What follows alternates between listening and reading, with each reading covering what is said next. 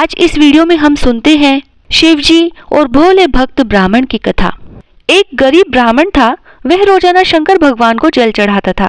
उसके पास में कोई पात्र नहीं था, इसीलिए वह रोजाना दोनों हाथों में और मुंह में पानी भरकर ले जाता और भगवान को मुंह के पानी व हाथ के पानी से नहला देता था। उसी ब्राह्मण के सामने एक बहुत बड़ा साहूकार रहता था। वह भी रोजाना शिव जी की पूजा आराधना करता था। संयोग से दोनों एक ही समय जल चढ़ाते थे, तो साहूकार ब्राह्मण को देखकर तिल मिला उठता था और बुरी नजर से देखता था और मन में सोचता था कि मैं तो चांदी के रामझारे में पंचामृत लेकर आता हूँ और प्रभु जी का अभिषेक करता हूँ, और ये ब्राह्मण मेरी पूजन विधि को बिगाड़ देता है, भगवान को जूठा जल चढ़ाता है। साहूकार कई बार ब्राह्मण को समझाता था कि तुम मुंह में पानी मत लाया करो, मुझसे रामझारा लेकर जल चढ़ा लिया करो, लेकिन ब्राह्मण तो अपनी ही धुन में रहता था और साहूकार की बात पर ध्यान ही नहीं देता था। यह सब भगवान देखते और सुनते रहते थे। एक दिन भगवान ने सोचा कि दोनों की परीक्षा लेनी चाहिए कि किसकी भक्ति सच्ची है।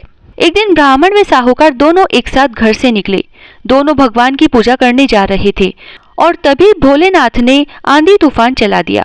अब ब्राह्मण तो तूफान से नहीं घबराया और आगे बढ़ता गया, और साहूकार जैसे ही जाने लगा तो उसकी थाली में रखी पूजन सामग्री सब उलट पुलट हो गई। आग, धतूरा, बिल्व पत्र, चंदन, रोली, मोली, चावल, फूल माला सब तूफान से नीचे गिर गए। साहूकार तो घबरा गया। सोचा कि ऐसा तूफान आ रहा है, मैं आज मंदिर नहीं जाऊंगा, और वापस घर जाने लगा। लेकिन जब उसने देखा कि ब्राह्मण तो मंदिर जा रहा है तो मैं भी हिम्मत करके जाता हूँ, ऐसा सोचकर साहूकार ने वापस से थाली लगाई और आगे बढ़ा। भगवान ने सोचा ये दोनों एक परीक्षा में तो पास हो गए, अब दूसरी मुसीबत करनी चाहिए। थोड़ी ही दूरी पर एक सूखी नदी थी, तो भगवान ने उस सूखी नदी में बाढ़ चला दी। अब पानी बहुत वेग से आ रहा था। दोनों नदी के पास जाकर खड़े हो गए। अब ब्राह्मण ने सोचा कि भगवान को जल चढ़ाने का नियम है, उसे तोड़ना नहीं चाहिए। मैं बिना भगवान को जल चढ़ाए तो नहीं रह सकता, मुझे तो जाना ही है। अगर पानी के बहाव में बह गया तो भी कोई बात नहीं, एक दिन तो मरना ही है। यह तो निश्चित है कि इस संसार को एक दिन छोड़कर जरूर जाना है, फिर इस देह का मोह क्या करना चाहिए। आज नहीं तो कल तो मरना ही पड़ेगा। आया है सो जाएगा, राजा रंग फकीर, मुझे सोचना नहीं चाहिए। और नदी के उस किनारे पर ही तो मंदिर है, नदी पार करके जल जरूर चढ़ाऊंगा। वह तो हिम्मत करके ओम नमः शिवाय का नाम लेकर नदी में कूद गया और गोते लगाता हुआ दूसरे किनारे पर पहुंच गया।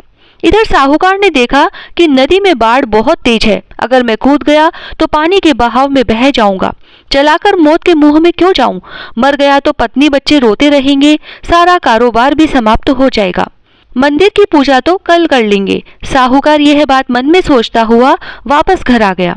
अब उधर ब्राह्मण मंदिर के द्वार तक पहुंच गया तो शंकर भगवान ने सोचा कि ब्राह्मण की भक्ति तो बड़ी सच्ची है, देखते हैं एक परीक्षा और लेते हैं, अगर इसमें पास हुआ तो इस भक्त को तो दर्शन देने ही पड़ेंगे। ब्राह्मण जैसे ही मंदिर के अंदर प्रवेश करने लगा, भगवान ने मंदिर की छत से पट्टियां गिराना शुरू कर दी। अब तड़ातड़ पट्टियां गिरने लगी। तब ब्राह्मण ने सोचा कि अगर पट्टी भगवान पर गिर गई तो मूर्ति खंडित हो जाएगी, तो सारी जनता पूजन करने कहाँ जाएगी। इस गांव में एक ही तो मंदिर है, दूर दूर तक कहीं मंदिर भी नजर नहीं आता।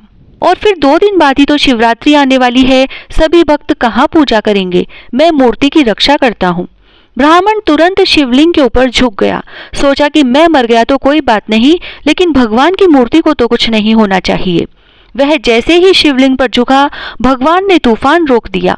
भगवान ने ब्राह्मण को साक्षात दर्शन देकर गले से लगाया और कहा कि मांगो तुम्हें क्या चाहिए, हम तुम्हारी भक्ति से अति प्रसन्न हुए। ब्राह्मण ने कहा कि भगवान मुझे क्या चाहिए, मुझे तो आपके दर्शन हो गए और इससे बड़ा किसी को क्या चाहिए। लेकिन भगवान ने जोर देकर कहा कि नहीं ब्राह्मण, कुछ तो मांगो। ब्राह्मण ने कहा कि अगर आप देना ही चाहते हैं तो केवल एक रामझारा दे दो, जिससे मैं आपको जल चढ़ा सकूं, और आपकी भक्ति दे दो कि मैं जब तक जीऊं सदा आपका गुणगान करता रहूं, और मुझे कुछ नहीं चाहिए। भगवान को हंसी आ गई और बोले कि ब्राह्मण तुम कितने भोले हो। तब ब्राह्मण ने कहा कि भगवान, मनुष्य अपने जीवन में कितना भी होशियार हो और कितनी भी उसके पास धन दौलत वैभव हो, मरने पर उसके साथ कुछ नहीं जाता, उसकी होशियारी व चतुराई यही रह जाती है, उसके साथ केवल भगवान की भक्ति जाती है। आपके दर्शन हो गए, मेरा जीवन तो बहुत सफल हो गया। भगवान ने उसकी सारी बातें सुनी। लेकिन भोलेनाथ तो ऐसे हैं जो अपने भक्त को बिना मांगे ही सब कुछ दे देते हैं। भोलेनाथ ने ब्राह्मण को धन दौलत वैभव आदि बहुत कुछ दिया। फिर वह ब्राह्मण आशीर्वाद लेकर जब घर आया और अपनी झोपड़ी ढूंढने लगा, लेकिन उसकी झोपड़ी नहीं मिली। उस जगह उसे बहुत सुंदर महल मिला। वह खूब ठाट बाट से रहने लगा। अब उसके पास साहूकार से भी ज्यादा धन दौलत हो गई। साहूकार उसके सामने नहीं आता था और अपनी गलती पर पछताता था। भगवान शिव जी ऐसे ही हैं, वे बिना मांगे सब कुछ दे देते हैं। हे भोलेनाथ, जैसे आपने ब्राह्मण को दर्शन दिए और बहुत धन दौलत वैभव दिया, वैसे सबको देना। कहता न सुनता न हुकारा भरता ने अपने सारे परिवार की रक्षा करना।